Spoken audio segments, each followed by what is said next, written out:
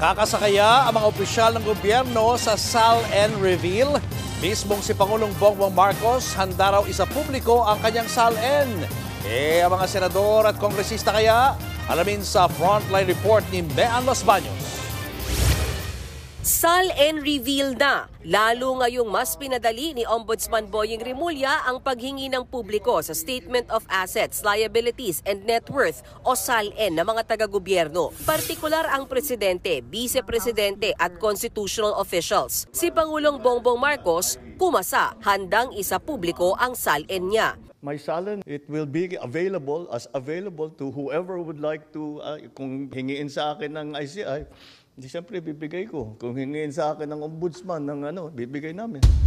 Ang Senado at Kamara, kakasarin kaya na magpakita ng kani-kanilang SAL-N? Ayon kay Senate President Tito Soto, magdaraos ng caucus ang mga senador para hingin ang permiso ng bawat isa sa pagkasapubliko ng kanilang mga SAL-N. Wala namang problema dyan ng ilang senador. You have to disclose. And in light of what's happening right now, na maraming mga nasasangkot sa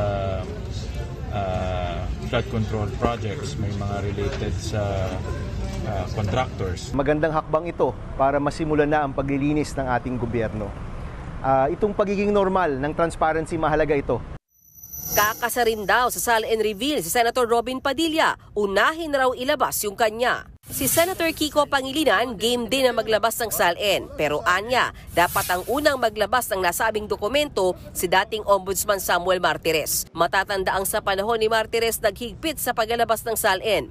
Doon sila mag-umpisa kasi siyempre tinago, di ba? Bakit kaya, di ba? Baka sakaling malaman natin ano yung dahilan bakit hinigpit, di ba?